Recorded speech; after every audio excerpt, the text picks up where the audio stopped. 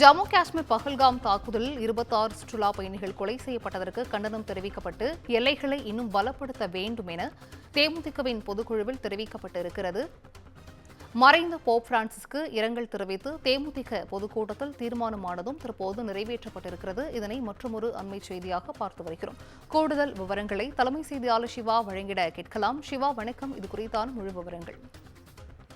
சிந்துஜா, தேசிய முற்போக்கு திராவிட கழகம் அதாவது தேமுதிகவினுடைய செயற்குழு மற்றும் பொதுக்குழு கூட்டம் இன்றைய தினம் தருமபுரி மாவட்டத்தில் உள்ள பாலக்கோடு நடைபெற்று கொண்டிருக்கக்கூடிய இந்த சூழல்ல பல்வேறு தீர்மானங்களை அந்த செயற்குழு பொதுக்குழு கூட்டத்தில் அவர் நிறைவேற்றியிருக்கிறார். குறிப்பாக தேசிய முற்போக்கு திராவிட கழகத்தினுடைய பல்வேறு தலைமை கழக நிர்வாகிகள் தொடர்பான அறிவிப்புகள் வெளியிடப்பட்ட நிலையில இந்த தீர்மானங்கள் என்பது முக்கியத்துவம் வாய்ந்ததாக பார்க்கப்படுகின்றது. காஷ்மீர் பஹல்காம் பகுதியில சுற்றுலா பயணிகள் மீது நடத்தப்பட்ட தீவிரவாத தாக்குதலால் 26 பேர் உயிரிழந்த நிலையில அந்த தாக்குதல் தொடர்பான ஒரு கண்டனமும் அந்த உயிரிழந்தவர்களுக்கு இரங்கல் தெரிவிக்கக்கூடிய வகையிலான தீர்மானங்களும், அதே போல போப் பிரான்சிஸினுடைய மறைவுக்கு தேமுதிக சார்பாக இரங்கல் தெரிவிக்கக்கூடிய தீர்மானம், அதே போன்று மறைந்த கேப்டன் விஜயகாந்த் அவருடைய மறைவை ஒட்டி அவருக்கு மத்திய அரசு பாரத ரத்னா விருது வழங்க வேண்டும் என அந்த பொதுக்குழுவில் தீர்மானமாக நிறைவேற்றப்பட்டிருக்கிறது.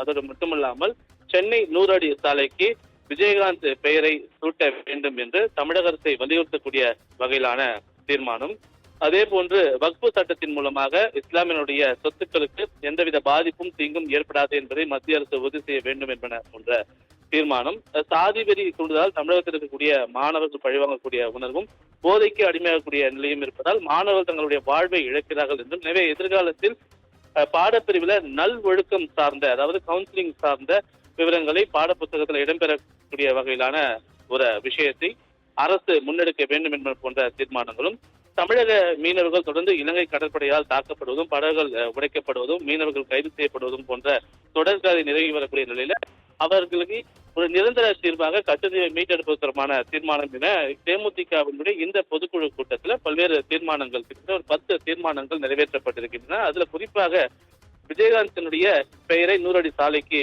அவருடைய பெயரை சூட்ட வேண்டும், அவருக்கு பாரத ரத்னா விருது வழங்க வேண்டும் என்பன போன்ற தீர்மானங்கள் முக்கிய தீர்மானங்களாக பார்க்கப்படுகின்றது. சிந்துஜா,